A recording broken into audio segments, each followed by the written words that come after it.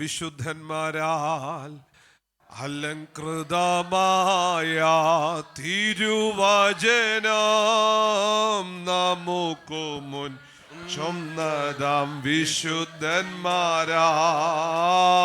അലങ്കൃതമായ തിരുവചനം അനുദിനം തരുമവൻ പുതുശക്തിയാൽ അനുഭവിക്കും അതിസന്തോഷത്താൽ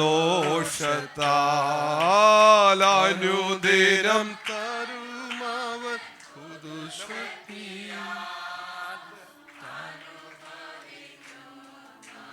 സന്തോഷത്താൽ.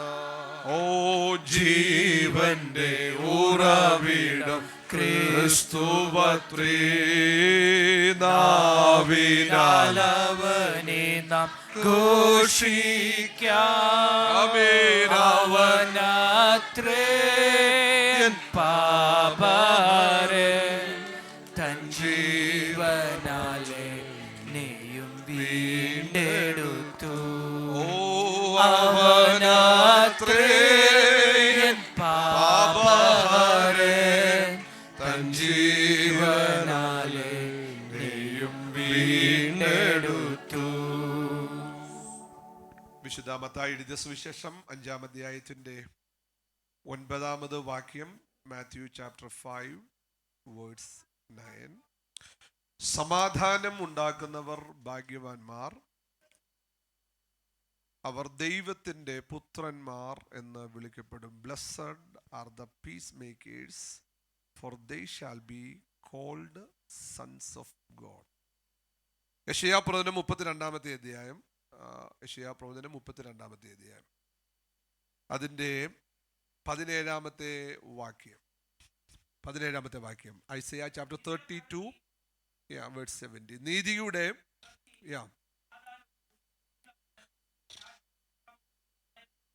നീതിയുടെ പ്രവൃത്തി സമാധാനവും നീതിയുടെ ഫലം ശാശ്വത വിശ്രാമവും നിർഭയതയും ആയിരിക്കും. And the effect of righteousness will be peace, and the result of righteousness is quietness and trust forever. കഴിഞ്ഞ ചില ദിവസങ്ങളായിട്ട് നമ്മളിങ്ങനെ ഗിരിപ്രഭാഷണത്തിലെ ഭാഗ്യവർണ്ണനവ് ഇങ്ങനെ വായിച്ച് ധ്യാനിച്ചൊക്കെ വരികയാണ്. ശരിക്കും നമ്മുടെ ക്രിസ്തീയ ജീവിതത്തിന്റെ അടിസ്ഥാന തത്വങ്ങൾ, ദ ഫണ്ടമെന്റൽ പ്രിൻസിപ്പിൾസ് ആണ് കർത്താവ് ഈ ഭാഗ്യവർണ്ണനകളിലൂടെ വെളിപ്പെടുത്തുന്നത്. ഇവിടെ നമ്മൾ വായിച്ച 7-ാമത്തെ ഭാഗ്യാവസ്ഥ, സമാധാനം ഉണ്ടാക്കുന്നവരാരാണ്? ഭാഗ്യവാന്മാരാണ്. അവർ ദൈവത്തിന്റെ പുത്രന്മാരെന്ന് വിളിക്കപ്പെടും. ആദ്യത്തെ ആത്മാവിൽ ദരിദ്രർ, അവിടുന്ന് താഴേക്ക് ഓരോ ഘട്ടങ്ങളാണ്. ഇതെല്ലാം പരസ്പരം ബന്ധപ്പെട്ടാണ് നിൽക്കുന്നത്. ഒരു മനുഷ്യന്റെ ആത്മീക ജീവിതം തുടങ്ങുന്നത് തന്നെ ഒരു സ്വയ തിരിച്ചറിവിൽ നിന്നാണ്, സെൽഫ് റിയലൈസേഷനിൽ നിന്നാണ്. തന്റെ ദാരിദ്ര്യം തിരിച്ചറിയുകയാണ്, സ്വയം അറിയുകയാണ്, ഞാൻ ആരാണ്, എൻ്റെ അവസ്ഥ എന്താണ്, എൻ്റെ പോരായ്മകൾ എത്ര ഗൗരവമുള്ളതാണ്. ആ ഒരു തിരിച്ചറിവിൻ്റെ പ്രതികരണമാണ് സങ്കടം എന്ന് പറയുന്നത്. നമുക്ക് വേണമെങ്കിൽ ആ തിരിച്ചറിവിനെ ന്യായീകരണങ്ങൾ കൊണ്ടൊക്കെ മൂടാനായിട്ട് സാധിക്കും. പ്രിയ ഷാജി പാസ്റ്റർ വളരെ ഗൗരവമായിട്ട് നമ്മുടെ കുഞ്ഞുങ്ങളെ കുറിച്ചൊക്കെ പറഞ്ഞു. പലപ്പോഴും ഈ കുഞ്ഞുങ്ങളുമൊക്കെയായിട്ട് സമ്പർക്കത്തിൽ ഇടപെടുമ്പോൾ ഈ കുഞ്ഞുങ്ങൾക്ക് പറയാനുള്ള കാരണങ്ങൾ അപ്പൻ സ്നേഹിച്ചില്ല, അമ്മ സ്നേഹിച്ചില്ല, സൺഡേ സ്കൂളിലെ ടീച്ചർ കരുതിയില്ല, അല്ലെങ്കിൽ അതങ്ങനെയാ അതിങ്ങനെയാ, ഞങ്ങൾ മാതൃക കൊള്ള ആരെ എന്ത് ചെയ്തില്ല, കണ്ടില്ല എന്നൊക്കെ ആളുകൾ പറയും. ഡിഫെൻസ് ചെയ്യുന്ന ആളുകളുടെ ഈ സത്യത്തിൽ ഇങ്ങനെ നമ്മുടെ അവസ്ഥകൾക്ക് കാരണക്കാരെ നമ്മളല്ലാതെ പുറത്ത് അന്വേഷിച്ച് കഴിഞ്ഞാൽ ഉണ്ടാകുന്ന കുഴപ്പമെന്ന് പറഞ്ഞാൽ അത് നൽകുന്ന ഒരു മാനസിക ഉല്ലാസമുണ്ട്. എന്നിട്ട് വീണ് പോയ 5-6 പേരെ കൂടെ നമ്മൾ എന്ത് ചെയ്യും, കണക്ട് ചെയ്ത് എടുക്കും. അതോടുകൂടി നമുക്ക് സംഗതി തീരുമാനമായി, സംഗതി എന്ത് ചെയ്തു. അങ്ങനെയല്ല, ശരിക്കും നമ്മുടെ ആ ദാരിദ്ര്യത്തിൽ നമ്മുടെ പ്രതികരണം എന്താ ഉണ്ടാവേണ്ടത്? അതിൽ നമുക്ക് സങ്കടം ഉണ്ടാകണം, ഒരു ബ്രോക്കൺനെസ് ഉണ്ടാകണം.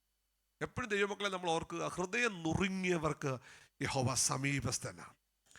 ശരിക്കും ദുഃഖം, അനുതാപം, അത് മാനസാന്തരത്തിലേക്ക് വഴിമാറുകയാണ്.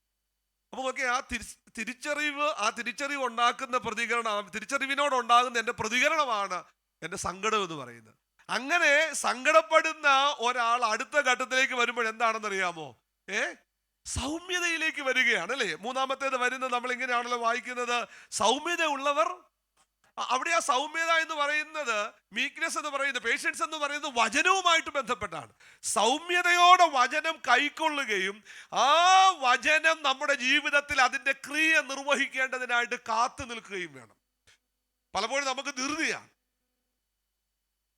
ധൃതിപ്പെടരുത് ദൈവമക്കളെ, ശാന്തതയാണ് വേണ്ടത്. ഒരാമീൻ പറഞ്ഞു, ശാന്തതയോട് നിൽക്കുക, ഇന്നല്ലെങ്കിൽ നാളെ ദൈവത്തിന്റെ പ്രവൃത്തി ദൈവം വെളിപ്പെടുത്തും. ഈ ചില ഘട്ടങ്ങളിലൊക്കെ നമുക്കറിയാം, ഈ ബാലന്റെ ഹൃദയത്തോട് ഭോഷത്വം എന്ത് ചെയ്യുക പറ്റിയിരിക്കുകയാണ്. അപ്പം ഒരു നാച്ചുറലി ഇങ്ങനെയുള്ള തിന്മകളിലേക്കുള്ള ചാഞ്ചാട്ടങ്ങളൊക്കെ ഉണ്ട്. പക്ഷെ നിങ്ങൾ ഒരു കാര്യത്തിൽ ഉറപ്പിച്ച് എനിക്ക് പറയാൻ പറ്റും, ദൈവത്തിന്റെ വചനം ഒരു കുഞ്ഞിന്റെ ഹൃദയത്തിൽ വീണിട്ടുണ്ടെങ്കിൽ, കുഞ്ഞിന്റെ എന്നല്ല മുതിർന്നയാളുടെ ആണെങ്കിൽ, ലൈഫിൽ വചനത്തിന്റെ സീഡ് വീണിട്ടുണ്ടെങ്കിൽ, അനുകൂല സാഹചര്യം വരുമ്പോൾ അത് കെളുത്തിരിക്കും. എത്ര അകന്നു പോയാലും ഇന്നല്ലെങ്കിൽ നാളെ അത് തിരികെ കൊണ്ടുവന്നിരിക്കും. നമ്മളിതിനകത്ത് ഞാൻ പറഞ്ഞില്ലേ, ഈ ഷൈപാസ് പറഞ്ഞ പോലെ, നമ്മളാരും പേരൻറ്റിങ് പഠിച്ച് പാസ്സായിട്ടൊന്നും അല്ല മക്കളെ വളർത്തിയത്. നമ്മുടെ പേരൻറ്റിങ് തുടങ്ങി നമ്മുടെ ആദ്യത്തെ കുഞ്ഞിനെ വളർത്തിയത് നമ്മൾ പഠിച്ചത് തന്നെയാണ്, മനസ്സിലാണ്. അപ്പോൾ സത്യത്തിൽ ഒന്നാമത്തെ കുഞ്ഞിനെ നമ്മൾ ആ കുഞ്ഞിനെ നമ്മൾ പേരൻറ്റിങ് പഠിക്കാൻ ഉപയോഗിച്ചു. രണ്ടാമത്തെ കുഞ്ഞ് അതിൻ്റെ അഡ്വാൻറ്റേജ് എല്ലാം എടുക്കുകയും ചെയ്യും. ദ സെക്കൻഡ് പുള്ളി എൻ്റെ എല്ലാം അഡ്വാൻറ്റേജ് എടുക്കും. അപ്പോൾ നമുക്കറിയാം അങ്ങനെ അടിക്കരുത്, ഇങ്ങനെ വഴക്ക് വരുന്നത്, അപ്പോൾ അതിൻ്റെ അഡ്വാൻറ്റേജ് ഒക്കെ. അപ്പോൾ ശരിക്കും 2-3 ആകെപ്പെടാൻ 2 പിള്ളേരും ഉള്ളതാണ്, പിന്നെ മുന്നോട്ടില്ല. പണ്ടാണെങ്കിൽ 10-12 പിള്ളേരാണ്. അങ്ങനെ പഠിച്ച് റെഡിയായി വരുമ്പോൾ അവസാനത്തെ 5-8 റെഡിയായിട്ട് വരും. ദൈവത്തിൻ്റെ സ്തോത്രം. ആദ്യത്തേതൊക്കെ ആയിരിക്കും റെസ്പോൺസിബിൾ കുഞ്ഞുങ്ങളും കേട്ടോ, അത് മറുവശം. എനിവേ ഞാൻ പറയുന്നേ, നമ്മളന്ന് ഇതൊന്നും പഠിച്ചൊന്നും പാസ്സായിട്ടൊന്നും അല്ല. അതുകൊണ്ട് നമുക്ക് ആകെയുള്ള കാര്യം എന്ന് പറഞ്ഞാൽ കൃപയിൽ ശരണപ്പെടുക എന്നുള്ളതാണ് ഏറ്റവും പ്രധാനപ്പെട്ട കാര്യം. മനസ്താപപ്പെടരുത്. ഞാൻ ഓർത്തുകൊണ്ട് ഏറ്റവും എന്നെ വല്ലാതെ വിഷമിപ്പിച്ചിട്ടുള്ളൊരു കാര്യമാണ്, ഈ പേരൻറ്റിങ്ങിലൊക്കെ വല്ലാതെ എന്നെ ബുദ്ധിമുട്ടിപ്പിച്ചിട്ടുള്ള ഒരു കാര്യമാണ് ഈ മദ്രാസിലെ മോൻ എന്ന് പറയുന്ന ആളുടെ കഥ നിങ്ങൾക്കറിയാം. അദ്ദേഹത്തിൻ്റെ അപ്പൻ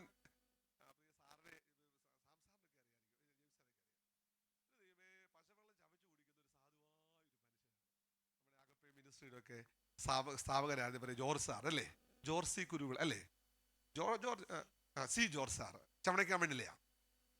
സാധുവായൊരു മനുഷ്യനാണ്. അദ്ദേഹത്തിന്റെ മകനാണ് ഒരു ഘാതകനായിട്ടൊക്കെ എന്ത് ചെയ്ത് മാറിയിട്ട് ദൈവം അവനെ മാനസാന്തരത്തിലേക്ക് നയിച്ചു. ഒരാമയും പറഞ്ഞേ. അപ്പൊ നമ്മുടെയൊക്കെ കുഞ്ഞുങ്ങൾ എവിടെയെങ്കിലുമൊക്കെ വഴിതെറ്റി നിൽക്കുകയാണ്, നിങ്ങൾ നിരാശപ്പെടരുത്, പ്രാർത്ഥിച്ചോണം. അവൻ കിടന്നുറങ്ങുമ്പോൾ, അവൾ കിടന്നുറങ്ങുമ്പോൾ നിങ്ങൾ നിരന്തരം പ്രാർത്ഥിച്ചോണം. നിങ്ങൾക്ക് തലയെ കൈവച്ച് പ്രാർത്ഥിക്കാമെങ്കിൽ തലയെ കൈവച്ച് പ്രാർത്ഥിച്ചോണം. ലോകത്തിൽ ഒരു അഭിഷിക്തന്റെയും പ്രാർത്ഥനയേക്കാൾ പവർഫുള്ളാ അപ്പന്റെ അമ്മയുടെയും പ്രാർത്ഥന. ഒരാമയും പറഞ്ഞേ.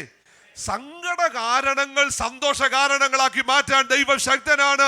ആ കൈകൾ ഉയർത്തി ദൈവത്തിന് സ്തോത്രം ചെയ്യുകയാണ്. അപ്പാണ് മീക്നെസ് എന്ന് പറയുന്നത്, സൗമ്യത എന്ന് പറയുന്നത് വചനവുമായി ബന്ധപ്പെട്ടാണ്, അത് വാഗ്ദത്തങ്ങളുമായി ബന്ധപ്പെട്ടാണ്, ദൈവത്തിന്റെ പ്രവൃത്തികളുമായി ബന്ധപ്പെട്ടാണ് സൗമ്യതയോടെ വചനം കൈക്കൊള്ളുക, സൗമ്യതയോടെ അതിൻ്റെ മേൽ ധ്യാനിക്കുക, സൗമ്യതയോടെ അതിന്റെ ഫലം കാണേണ്ടത് നമ്മൾ വെയിറ്റ് ചെയ്യുക.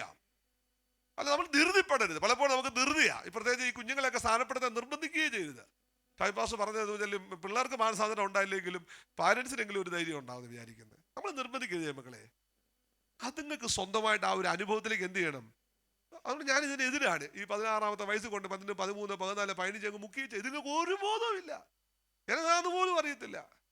കുഞ്ഞുനാളൊക്കെ സ്ഥാനപ്പെട്ട് ഒരു കാര്യം വരുത്തില്ലേ, 12 അല്ലെങ്കിൽ 15 വയസ്സിൽ താഴെ സ്ഥാനപ്പെടണമെങ്കിൽ അഭിഷേകം പ്രാപിച്ചിരിക്കണം. വേറെ ഒന്നും വേണ്ട. ഞാൻ നേരത്തെ സ്ഥാനപ്പെട്ടയാളാണ്, പക്ഷെ അതിനു മുമ്പ് ഞാൻ പരിശുദ്ധാത്മാവിൻ്റെ നിറഞ്ഞ് ദൈവത്തെ ആരാധിച്ച ഒരു മനുഷ്യനാണ്, ഒരു കുഞ്ഞാണ്. എനിക്ക് എന്നെ വെള്ളം വിലക്കാൻ അവിടെ മൂപ്പന്മാർ ആദ്യം ശ്രമിച്ചതാണ്. പക്ഷെ അവർ പിന്നെ പറഞ്ഞു, പരിശുദ്ധാത്മാവിനാൽ നിറഞ്ഞ് ഈ കുഞ്ഞിനെ തടയാൻ പാടില്ല. ഒരു സ്വോത്രം പറഞ്ഞേ. പ്രോത്സാഹനങ്ങളല്ല വേണ്ടത്, സത്യസന്ധമായ തിരിച്ചറിവുകളിലൂടെ നമുക്ക് മുന്നോട്ട് പോകാനായിട്ട് സാധിക്കണം. അങ്ങനെയാണ് നിങ്ങൾ നോക്കിക്കേ, ആ സ്വയബോധത്തിൽ നിന്നും അതിനോടുള്ള റൈറ്റ് റിയാക്ഷൻ, റെസ്പോൺസ് ആണ് എന്താണ് നമ്മുടെ സങ്കടം. ആ സങ്കടമാണ് സൗമ്യതയോടെ വചനം കൈക്കൊള്ളാൻ നമ്മളെ പ്രേരിപ്പിക്കുന്നത്. ആ സൗമ്യതയോടെ വചനം കൈക്കൊള്ളുമ്പോഴാണ് റൈറ്റ് ആപ്പിറ്റൈറ്റ് വരുന്നത്. നീതിക്ക് എന്ത് ചെയ്യാം? വിശക്കും ദാഹമൊക്കെ ഉണ്ടാകും. നമ്മുടെ ആ പ്രയോറിറ്റികൾക്ക് മാറ്റം വന്നു, പരിഗണനകൾ മാറുകയാണ്. ഇന്ന് പകൽ നമ്മൾ ഗൗരവമായിട്ട് ഓർക്കണം. പ്രിയപ്പെട്ടവരോട് നോക്കി, കർത്താവിനെ അറിഞ്ഞവൻ, വചനം ധ്യാനിക്കുന്ന പരിശുദ്ധാത്മാവ് ഒരു മനുഷ്യനവൻ വരുമ്പോൾ അവന്റെ പ്രയോറിറ്റികൾക്കെല്ലാം മാറ്റം വരും. പ്രിയപ്പെട്ടവരെ, ഒരു സ്തോത്രം പറഞ്ഞേ. Price the Lord. ഈ രാവിലെ തൊട്ട് വൈകിട്ട് വരെ മൊബൈൽ കളിച്ചോണ്ടിരിക്കുന്ന കുഞ്ഞ്, അല്ലെങ്കിൽ ബൈബിള് എടുത്ത് നോക്കാത്തൊരു പാർട്ടി, അത് നിങ്ങൾ വെയിറ്റ് ചെയ്യണം. ശരിക്കും മാനസാന്തരത്തിന് യോഗ്യമായ ഫലം ഉണ്ടാകാൻ നമ്മൾ കാത്തിരിക്കണം. ഒരാമീൻ പറഞ്ഞേ, സ്തോത്രം. അതിലാണ് അവിടെ ആ നീതിക്ക് വേണ്ടിയുള്ള വിശപ്പും ദാഹവും അവിടെ ഉണ്ടാകുകയാണ്. തുടർന്ന് ആ റൈറ്റ് ആപ്പിറ്റൈറ്റ് വന്നപ്പോൾ അവൻ്റെ വിശപ്പ് കൂടി, ദാഹം കൂടി. അവൻ ആത്മീക മനുഷ്യൻ, അവൻ്റെ അകത്തെ മനുഷ്യൻ ആത്മീയമായിട്ട് ബലപ്പെട്ട് വന്നു കഴിയുമ്പോൾ അടുത്ത ആ ലെവലിലേക്ക് വരുമ്പോൾ നമ്മൾ കഴിഞ്ഞ ദിവസം കണ്ടതുപോലെ അവയെ കരുണയുള്ളവരാരാണ്?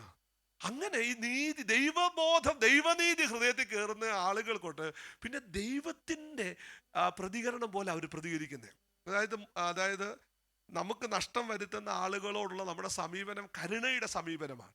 എന്ന് വെച്ചാൽ എന്താണ്? കരുണ ക്ഷമിക്കുകയാണ്, ധാരാളം ക്ഷമ കാണിച്ചു കൊടുക്കുകയാണ്, വിട്ടുവീഴ്ച ചെയ്യാൻ അവർ തയ്യാറാകുക, ക്ഷമിക്കുന്നവരായിട്ടൊക്കെ മാറുക. അത് കഴിയുന്നു. അപ്പോൾ അതിൽ നിന്ന് നമ്മൾ ഈ ഇന്ന് 7ാമത്തെ ബിയാറ്റിറ്റ്യൂഡിലേക്ക് വരുമ്പോൾ നിങ്ങൾ ശ്രദ്ധിക്കണേ, എന്താണ് സമാധാനം. ഞാൻ എങ്ങനെയാണ് വിചാരിച്ചു സമാധാനം ഉണ്ടാക്കാന്ന് പറഞ്ഞാൽ, എന്നോ വഴക്കും വയ്യാലും ഉണ്ടായാലും ഒരു വാക്ക് മിണ്ടരുത്, മിണ്ടാതിരിക്കുക, പ്രതികരിക്കാതിരിക്കുക. എല്ലാത്തിനും അച്ഛനും പറയുന്നത് ശരിയാണ്, അമ്മ പറയുന്നത് ശരിയാണ്, പിള്ളേര് പറയുന്നത്. അപ്പൊ ഒരു നിലപാടും ഇല്ലാതിരിക്കുക. ഒരു സമാധാനം, പീസ് അറ്റ് എനി കോസ്റ്റ്. എന്ത് വില കൊടുത്ത് നമുക്ക് എന്ത് ചെയ്യണം?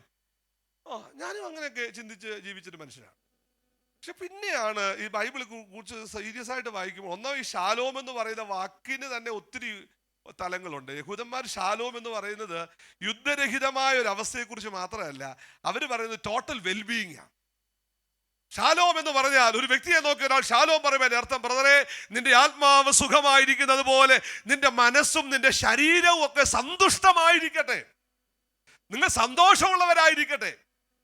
അതിനകത്ത് അത് വെറുതെ ഉണ്ടാകുകയല്ല, അതിനകത്തൊരു ഇടപെടലുകളുണ്ട്, ഇടപെടലുകൾ. അങ്ങനെയാണെങ്കിൽ ഒരു 3-4 കൂട്ടം കാര്യങ്ങൾ വേഗതയിൽ പറഞ്ഞിട്ട് ആമേൻ ഈ വാക്യത്തിന്റെ മുമ്പിൽ നമുക്ക് നമ്മെ തന്നെ ഒന്ന് സമർപ്പിച്ചൊക്കെ പ്രാർത്ഥിക്കാം. കർത്താവ് തന്നെ തിരുത്തുന്നുണ്ട്, ഞാൻ സമാധാനമല്ല, ഭൂമി സമാധാനമല്ല, പിന്നെ എന്ത് വരുത്താനാണ് വന്നത്? വാള് വരുത്താനാണ് വരുന്നത്. അപ്പോൾ കർത്താവിന്റെ സമാധാനം എന്നൊക്കെ പറയുന്നത് നമ്മൾ ഉദ്ദേശിക്കുന്ന രീതിയിലുള്ള ഒരു കൺസെൻസിൽ അധിഷ്ഠിതമായ ഒരു സമാധാനമല്ല. നമ്മൾ വായിച്ചല്ലോ, നീതിയുടെ ഫലമായ സമാധാനം. ഒരാമീൻ പറഞ്ഞ്, നീതിയുടെ എഫക്റ്റ് ഓഫ് റൈച്ചസ്നെസ്, നീതിയുടെ ഫലമാണ്, പ്രതിഫലനമാണ് എന്തോന്ന്? സമാധാനം എന്ന് പറയുന്നത്. ഈ ഒന്നാമതായിട്ട് ഈ സമാധാനത്തെ കുറിച്ച് പറയുമ്പോൾ നമ്മൾ എനിക്ക് പറയാനായിട്ടുള്ളൊരു കാര്യം, സമാധാനം എന്ന് പറയുമ്പോൾ തന്നെ നമുക്കറിയാം സമാധാനത്തിന്റെ ഉറവിടം ആരാണ്? ദൈവമാണല്ലേ. God is a God of peace. ദൈവം സമാധാനത്തിന്റെ ദൈവമാണ്. ഈ യഹോവ ഷാലോം എന്ന വെളിപ്പാട് കിട്ടിയത് ആർക്കാ? ബൈബിൾ ക്യൂസ് ഉണ്ടെന്ന് ഉച്ച കഴിഞ്ഞു. യഹോവ ഷാലോം, യഹോവ ഇരേ എന്ന വെളിപ്പാട് കിട്ടിയത് അബ്രഹാമിനാണ്. യഹോവ ഷാലോം എന്ന വെളിപ്പാട് ദൈവം കൊടുത്ത ആർക്കതറിയോ?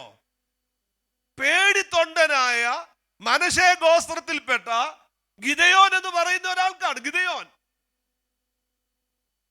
യോവാഷിന്റെ മകനായ ഗിദെയോൻ, അബിയസ്ത്രീയനായ ഗിദെയോൻ, ഇദ്ദേഹത്തിനാണ് യഹോവ ഷാലോം എന്ന വെളിപ്പാടുണ്ടാകുന്നത്. നമുക്കറിയാം ഈ ന്യായാധിപന്മാരുടെ പുസ്തകം 6-ാമത്തെ അധ്യായത്തിൽ ഇസ്രായേൽ മക്കൾ എന്ത് ചെയ്തു? ദൈവത്തിന്റെ വഴിവിട്ട് നടന്നു, ജാതികളുടെ രീതികൾ അനുകരിച്ചു. അവര് പൈശാചികമായ അവരുടെ വേർപാട് അവർക്ക് നഷ്ടപ്പെട്ടു, ജീവിത വിശുദ്ധി അവർക്ക് നഷ്ടപ്പെട്ടു, ദൈവവുമായിട്ടുള്ള കൂട്ടായ്മ അവർക്ക് നഷ്ടപ്പെട്ടു, ദൈവത്തിന്റെ വഴികളെ അവർ മറന്നു കളഞ്ഞു. തൽഫലമായിട്ട് അതിന്റെ കോൺസിക്വൻസസ് എന്ന നിലയിൽ മിദ്യാന്യരും അമോന്യരും ഒക്കെ ഇവരെ എന്ത് ചെയ്തു? ആക്രമിച്ചു. വിതച്ചിരിക്കുമ്പോൾ, കൊയ്ത്ത് സമയം വരുമ്പോൾ എന്ത് ചെയ്യുന്ന വായിക്കുന്നറിയാമോ? എതിരാളികൾ വന്നിവരുടെ വിളവെല്ലാം നശിപ്പിച്ചു കളയുകയാണ്. ആളുകളെല്ലാം ഭയപ്പാടോടുകൂടി എന്ത് ചെയ്യുന്നറിയാം വായിക്കുന്നത്? ഗുഹകളിൽ പോയി ഒളിച്ചിരിക്കുക. ആളുകളെല്ലാം ഭയപ്പെട്ടിരിക്കുക, പുറത്തിറങ്ങാൻ പറ്റാതെ എല്ലാവരും ഒളിച്ചോടുന്ന ഒരു ഘട്ടം, ഒളിച്ചോടുകയാണ്. ഇവിടെയാണ് ഈ ഗിദെയോന്റെ റോള് വരുന്നത്. നാം വായിക്കുന്നുണ്ട്, ഗിദെയോൻ താൻ വിത്ത് വിതച്ചു, അത് ശത്രുവിന്റെ കയ്യിൽ ശത്രു അത് കൈവശപ്പെടുത്താതിരിക്കേണ്ടതിനായിട്ട് തൻ്റെ വിളവുമായി മുന്തിരിത്തോട്ടത്തിൽ മുന്തിരി ചക്കിന്റെ മറവിൽ കൊണ്ടുവന്ന് എന്ത് ചെയ്യുക? താൻ മെതിച്ചു കൊണ്ടിരിക്കുകയാണ്. ഒരു തരത്തിൽ ഈ മനുഷ്യനുള്ള ഒരു പോസിറ്റീവായിട്ട് നമുക്ക് കാണാൻ പറ്റുന്ന കാര്യമുണ്ട്. എല്ലാവരും പേടിച്ച് നിഷ്ക്രിയരായിരിക്കുമ്പോൾ ഈ മനുഷ്യൻ എന്ത് ചെയ്തു? വിതയ്ക്കാന്ന് പറഞ്ഞാൽ അത് ബൈ ഫെയ്ത്താ. ഇവൻ വിതയ്ക്കുമ്പോൾ ആളുകൾ ചോദിച്ചേക്കാം, എടാ നീ എന്ത് കണ്ടാ വിതയ്ക്കുന്നത്? കൊയ്യുമെന്ന് എന്താ ഉറപ്പ്? കാറ്റിനെ നോക്കുന്നവൻ എന്ത് ചെയ്യുന്നില്ല? പറഞ്ഞേ, വിതയ്ക്കുന്നില്ല. എന്നാൽ ഇന്ന് പകൽ ഞാൻ നിങ്ങളോട് പറയാം, ദൈവത്തിൽ വിശ്വസിച്ച് ചുവടുകൾ വെച്ചാൽ ദൈവത്തിന്റെ കരുതലുകൾ നമുക്കായിട്ട് വെളിപ്പെട്ടു വരും. ഈ മനുഷ്യൻ അതൊരു പോസിറ്റീവ് നോട്ടാണ്. എനിക്ക് അത്ഭുതം തോന്നുന്നത് ഈ വിശ്വാസം ഉള്ളവരുമായിട്ട് സംസാരിക്കുന്നത് സന്തോഷമാണ് കേട്ടോ. പീപ്പിൾ വിത്ത് ഫെയ്ത്ത്, അത് അവരുടെ ഉള്ളിൽ നിന്ന് വരുന്നൊരു പ്രകാശമുണ്ട്. അയ്യോ, ചില ആളുകളോട് സംസാരിച്ചു കഴിഞ്ഞാൽ നമ്മുടെ ഉള്ള മൂടൂട് എന്ത് ചെയ്യും? ചോർന്നു പോകും. Price the Lord, hallelujah. എന്നാൽ പോസിറ്റീവായിട്ട് ജീവിതത്തെ കാണുക, നല്ലൊരു പോസിറ്റീവായി. കുഞ്ഞുങ്ങളെ, മക്കളെ എന്നോട് നോക്കി, പ്രായമുള്ളവർ നല്ല ആളുകൾ വിട്ടുകളാ. ചെറുപ്പക്കാരോട് ഞാൻ പറയുക, ലേൺ ടു സ്പീക്ക് പോസിറ്റീവ്ലി. നല്ല കാര്യങ്ങൾ പറഞ്ഞു തുടങ്ങുക. രാമ്യം പറഞ്ഞേ, ഒന്ന് നല്ലതായിട്ടൊന്ന് ചിരിക്കാനും നല്ല കാര്യങ്ങൾ പറയാനും. ഈ ലോകം മുഴുവൻ നശിച്ചെന്നും ഇതെല്ലാം കൂടെ തകർന്നു പോകാന്നൊക്കെ പറഞ്ഞു. അത് തകരുമ്പോൾ തകർന്നോട്ടെ. നിങ്ങൾ പറയുക, ഈ ജീവിതത്തിനായിട്ട് കർത്താവിന് സ്തോത്രം. കർത്താവ് തന്ന ആരോഗ്യത്തിനായിട്ട് സ്തോത്രം. കർത്താവ് എനിക്ക് തന്ന കാലുകളുടെ ബലത്തിനായിട്ട് സ്തോത്രം. കണ്ണിന്റെ പ്രകാശത്തിനായിട്ട് സ്തോത്രം. എല്ലാ നന്മകൾക്കായിട്ട് ദൈവമേ ഞങ്ങൾ അങ്ങയെ സ്തുതിക്കുക. Praise the Lord. ഈ ചലഞ്ചസിനെ ഭയപ്പെടുകയല്ല, സാധ്യതകളേക്ക്. അത് എനിക്ക് വളരെ ഇഷ്ടപ്പെടും. ഈ മനുഷ്യൻ അടുത്ത്, ഹി വാസ് വെരി ക്ലവർ. ബുദ്ധിമാനെന്ന് പറഞ്ഞ ഓർത്തേക്ക്, ഗോതമ്പിന്റെ ഇത് കൊയ്തെടുത്ത് കൊണ്ടുവന്ന് മുന്തിരി ചക്കിന്റെ മറവിൽ കൊണ്ടുവന്ന് എന്ത് ചെയ്യുക? ഒരു skimming. He was very smart, intelligent ആണ്. ഈ ചില ആൾക്കാർ വിചാരിക്കുന്ന ഈ ബുദ്ധി എന്ന് പറഞ്ഞത്, എടാ കൊച്ചു ചേർക്കുക, എടാ പൊന്നുമൻ എഞ്ചോട് എടാ, അവന് സ്ഥാനപ്പെട്ടവനാ. ഇവിടെ വചനം നടന്നുകൊണ്ടിരിക്കുക, കളിക്കുക. അതിനേക്കാൾ അപ്പുറത്താണ് സ്ഥാനപ്പെട്ട മൂപ്പൻ ആണ് അവനുമായിട്ട് കളിക്കുന്നത്. സ്വതന്ത്രം.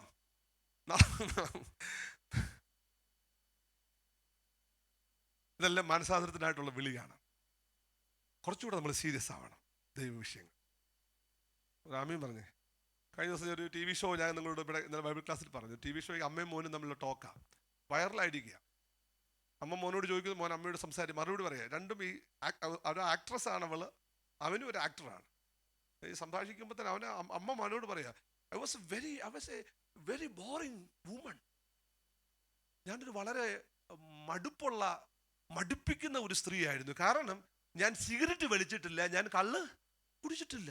അമ്മ ചെറുക്കനോട് പറയാ. അപ്പം ശരിക്കും സ്മാർട്ട് വുമൺ ആരാ?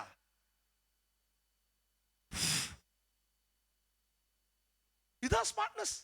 അപ്പൊ നിങ്ങൾ ഓർത്തു നോക്കി, മനുഷ്യന്റെ ധാർമ്മിക മൂല്യങ്ങളെ, അതിന്റെ ബോധ്യങ്ങളെ തകർത്തെടിയുന്ന പൈശാചിക ശക്തിയുടെ വിഷമാണ് എല്ലാ മേഖലകളിലും പ്രസരിക്കുന്നത്. നിങ്ങൾ കാണുന്ന ഒരു സിമ്പിൾ ആയിട്ടുള്ള ഒരു ടെലിവിഷൻ സീരീസോ ഒരു വെബ് സീരീസോ ഒക്കെ നിങ്ങൾ കാണുമ്പോൾ നിങ്ങൾ തിരിച്ചറിയേണ്ട ഒരു കാര്യമുണ്ട്. നമ്മൾ അറിയാതെ അത് നമ്മെ ഷെയ്പ്പ് ചെയ്തുകൊണ്ടിരിക്കുകയാണ്. നിങ്ങളുടെ വെക്കാബുലറി മാറും, നിങ്ങളുടെ ചിന്തകൾ മാറും, നിങ്ങളുടെ തീരുമാനങ്ങൾ മാറും. 15 മിനിറ്റത്തെ ദൈവവചന പ്രസംഗം കൊണ്ട് ഇതൊന്നും മാറ്റിയെടുക്കാൻ പറ്റത്തില്ല. അത് മാറ്റിയെടുക്കണമെങ്കിൽ ഗൗരവപൂർവമായ ശ്രമം നമ്മുടെ ഭാഗത്ത് നിന്നുണ്ടാകണം. ഒരാമയും പറഞ്ഞേ, മാതാപിതാക്കളെ കണ്ണു തുറന്നു വേണം നമ്മൾ ജീവിക്കാൻ. പഴയ കാലഘട്ടമല്ല. ഭംഗിയുള്ള വാക്ക് പറയുന്നതിൽ അർത്ഥമൊന്നുമില്ല. ഭംഗിയുള്ള ജീവിതം നയിക്കണമെങ്കിൽ അതിനുവേണ്ടി ശ്രമം ഉണ്ടായേ പറ്റത്തുള്ളൂ, ഓട്ടോമാറ്റിക്കായിട്ട് ഉണ്ടാവില്ല. എനിവേ, അതുകൊണ്ട് ബുദ്ധി വേണം പ്രിയപ്പെട്ടവര്. നിങ്ങൾ ബുദ്ധിയിൽ ആരാവരുന്ന ശിശുക്കളാവരുതെന്നാണ് പ്രിയപ്പെട്ടവര്. ബുദ്ധിയിൽ ശിശുക്കളല്ല നമ്മൾ. കാരണം ഇയാളെ എനിക്ക് ഒത്തിരി ഇഷ്ടമാണ്. ഇയാളെ സ്കീമിങ് ഓർത്ത് നോക്കി, ഗോതമ്പാണെങ്കിലും മെതിക്കിൽ അവിടെ കൊണ്ടുവല്ല, മുന്തിരി ചക്കിന്റെ പുറകെ കൊണ്ട് നമ്മൾ മെതിക്കുകയാണ്. ഒരു പറഞ്ഞാൽ ഇവൻ മിമിക് ചെയ്യുക, ആളുകളെ കളിപ്പിക്കുക, ഇവനറിയാം. അപ്പം നേരത്തെ അതായത് ശത്രുവിന്റെ കയ്യിൽ അകപ്പെട്ടു പോകും. അപ്പൊ സത്യത്തിൽ ഇവനെ കണ്ടുകൊണ്ട് കർത്താവിന്റെ ദൂതന് വന്നേച്ച്, അല്ലയോ പരാക്രമശാലി യഹോവ നിന്നോട് കൂടെ. ഈ പരാക്രമം എന്ന് പറഞ്ഞാൽ ചീത്ത വിളിക്കുന്നതും വടിവാളെടുത്ത് വെട്ടുന്നൊന്നുമല്ല. ജീവിതത്തിലാ പരാക്രമത്തിന്റെ ഫലം കാണേണ്ടത്. ബലാത്കാരികൾ ദൈവരാജ്യത്തിൽ എന്ത് ചെയ്യും? ഒരു സ്തോത്രം പറഞ്ഞേ, നിങ്ങൾ അശക്തരല്ല കേട്ടോ. പ്രാർത്ഥിക്കാൻ നിനക്ക് നാവിന് ബലം ഉണ്ടെങ്കിൽ ആ പ്രാർത്ഥന മുറിക്കകത്ത് ദൈവത്തോട് നീ സംസാരിക്കുന്ന കാര്യങ്ങളെ നടപ്പിൽ വരുത്തുവാൻ നീ ഹൃദയം കൊണ്ട് വിശ്വസിക്കുന്നത് നിന്റെ കണ്ണുകൊണ്ട് കാണത്തക്ക വിധത്തിൽ ദൈവ അത്ഭുതങ്ങളെ ചെയ്ത ദൈവമാണ്. Price the Lord. കർത്താവിന് തോന്നി, എടാ ഇവൻ വിതച്ച വിത്ത് ഇത്രയും ഭംഗിയായി പ്രൊട്ടക്ട് ചെയ്യുന്നെങ്കിൽ ഞാൻ വിതച്ച ഇസ്രായേൽ എന്ന ഈ ധാന്യത്തെ സൂക്ഷിക്കാൻ ഇവനെയാ കൊള്ളാകുന്നത്. ഭൗതിക കാര്യത്തിൽ വിശ്വസ്തരല്ലാത്ത ഒരാളെ ദൈവം ആത്മീയ കാര്യങ്ങൾ ഏൽപ്പിക്കുകയില്ല. ഒരാമയും പറഞ്ഞേ, അതുകൊണ്ടാണ് ഞങ്ങൾ ഉപദേശിമാരെന്ന പോലെ എല്ലാവരുടെയും ഉത്തരവാദിത്വമാണ്. വീട് ഭരിക്കാത്തവര് സഭ ഭരിക്കാൻ എന്തില്ല? ബൈബിളിലെ കൽപ്പനയാണത്. ഒരു സ്വോത്രം പറഞ്ഞേ. അപ്പൊ നമ്മുടെ വീട് നമ്മുടെ ഉത്തരവാദിത്വം ദൈവം നമ്മെ ഏൽപ്പിച്ചിരിക്കുന്നതാണ്. അതിന്റെ ഗൗരവം നമ്മൾ മനസ്സിലാക്കണം. ഈ മനുഷ്യന്റെ ഈ പരാക്രമം ദൈവത്തിന് ബോധിച്ചു കേട്ടോ. എനിക്ക് പെട്ടെന്ന് അവസാനിപ്പിക്കണം. ദൈവം അവിടെ അവസാന ദൂതം വന്നിട്ട് ഇത് സംസാരിക്കുന്നു. രണ്ടാമത് ദൈവത്തിന് അങ്ങ് ബോധം. ഇപ്പോൾ ഇയാൾ തിരിച്ചു പറയുന്നുണ്ട്. തിരിച്ചു പറയുന്നത് ഇങ്ങനെയാണ്: അയ്യോ, ദൈവം ഉണ്ടായിരുന്നെങ്കിൽ മിസ്രൈമിനെ അന്നത്തെ അത്ഭുതങ്ങൾ, അടയാളങ്ങളൊക്കെ. ഇത് സത്യത്തിൽ ദൂതനാണ് നിൽക്കുന്നെങ്കിൽ പെട്ടെന്ന് ദൂതനല്ല, ദൈവം തന്നെ വേറെ വായിക്കുന്നുണ്ട്. യഹോവ അവനെ നോക്കിയെന്ന്. ആദ്യം സംസാരിച്ചു തുടങ്ങിയത് ദൂതനാണെങ്കിലും അടുത്ത ലെവലിലേക്ക് വന്നപ്പോൾ, സെക്കൻഡറി ലെവലിലേക്ക് വന്നപ്പോൾ യഹോവയായ ദൈവം അവനെ നോക്കിയിട്ട് പറയുക: നീ ബലത്തോടെ പോക്കോ, നീ ജയിക്കും, ഞാൻ നിന്നോട് കൂടെ ഉണ്ട്. നീ ചെറിയവനാണെന്ന് പറഞ്ഞില്ലേ, നിന്റെ ഗോത്രം ചെറുതാണെന്ന് പറഞ്ഞില്ലേ, നിനക്ക് പ്രാപ്തിയില്ലെന്ന് പറഞ്ഞില്ലേ, അതൊക്കെ മതി, നിനക്ക് പ്രാപ്തി തരാൻ ഞാൻ നിന്റെ കൂടെ ഉണ്ട്. ഹല്ലേലൂയ. ദൈവം സംസാരിക്കുകയാണ്. തുടർന്ന് ഈ മനുഷ്യന് യാഗം അർപ്പിക്കുന്നതും ആ യാഗത്തോടുള്ള പ്രതികരണമൊക്കെ ഉണ്ടായപ്പോൾ ഇയാൾ തന്നെ പറയുന്നൊരു കാര്യമാണ്: ദൈവമേ, ഞാൻ നശിച്ചു, ഞാൻ ഇല്ലാതായി പോകുമല്ലോ, എൻ്റെ കണ്ണുകൊണ്ട് ഞാൻ യഹോവയെ കണ്ടല്ലോ എന്ന് പറയുന്നിടത്താണ് ദൂതൻ പറയുക: നീ ഭയപ്പെടേണ്ട, നീ മരിക്കത്തില്ല. യഹോവ ശാലോമാണ്, അവൻ സമാധാനത്തിന്റെ ദൈവമാണ്. അവിടെ നിന്നുകൊണ്ടൊരു യാഗപീഠത്തിന് താൻ പേരിട്ടു യാഹ്വേ ശാലോം. അവൻ സമാധാനത്തിന്റെ ദൈവമാണ്, കൊല്ലുന്നവനല്ല, അവൻ നമ്മെ ജീവിപ്പിക്കുന്ന ദൈവമാണ്. അങ്ങനെയാണെങ്കിൽ എൻ്റെ വാത്സല്യമുള്ള സഹോദരങ്ങളെ വളരെ ഗൗരവമായിട്ട് ഓർക്കണം. ദൈവം സമാധാനത്തിന്റെ ദൈവമാണ്. നമ്മുടെ കർത്താവിനെ കുറിച്ച് പറയുന്നത് he is the prince of peace. പരിശുദ്ധാത്മാവിന്റെ പ്രവൃത്തിയെ കുറിച്ച് പറയുമ്പോൾ അല്ലേ, ലവ്, ജോയ് ആൻഡ് പീസ് അല്ലേ, സ്നേഹം, സന്തോഷം. അങ്ങനെയാണെങ്കിൽ ദൈവ സമാധാനത്തിന്റെ ദൈവമാണ്. നമ്മുടെ കർത്താവ് സമാധാനത്തിന്റെ പ്രഭുവാണ്. നമ്മിൽ വ്യാപരിക്കുന്ന പരിശുദ്ധാത്മാവ് സമാധാനത്തിന്റെ ആത്മാവാകയാൽ ഇന്ന് പകൽ നന്ദിയോടെ കർത്താവിനൊന്ന് സ്തോത്രം ചെയ്താട്ട്. ഹല്ലേലൂയ. അപ്പൊ ശരിക്കും ഈ ദൈവത്തിന്റെ ആത്മാവ് നമ്മളിൽ വസിച്ച് ക്രിസ്തുവിനാൽ നിയന്ത്രിതരാകുന്ന ഒരു ദൈവ പൈതലിന്റെ ജീവിതത്തിൽ സമാധാനം അവൻ എക്സ്പീരിയൻസ് ചെയ്യാൻ കഴിയുമെന്ന് മാത്രമല്ല, സമാധാനത്തിന്റെ വക്താക്കളായിരിക്കാനും സാധിക്കും. പക്ഷെ അവിടെ ഒന്നൊരു കാര്യം എനിക്ക് നിന്ന് പറയാനായിട്ട്, ഈ ദൈവത്തിൻ്റെ സമാധാനത്തിൻ്റെ രീതി എന്താണെന്നുള്ളത് തൊട്ട് താഴത്തെ വാക്യങ്ങളിൽ നമ്മൾ കാണുന്നുണ്ട്. ഒന്ന് രണ്ട് വാക്യങ്ങൾ ഒന്ന് വായിക്കുന്നത് നന്നായിരിക്കും. യോഹന്നാന്റെ സുവിശേഷം 7-ാം അധ്യായത്തിന് 43-ാമത്തെ വാക്യം മക്കളെ ആരെങ്കിലും ഒന്ന് വായിച്ചേ. John chapter 7 verse 43. അങ്ങനെ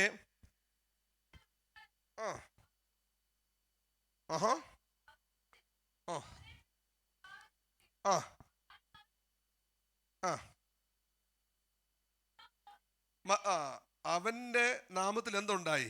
അവനെ ചൊല്ലി ഭിന്നത ഉണ്ടായി. 9-ാം അധ്യായത്തിന്റെ 16-ാമത്തെ വാക്യം ഒന്ന് വായിച്ചേ. 9:16. യോഹന്നാൻ തന്നെ 9:16.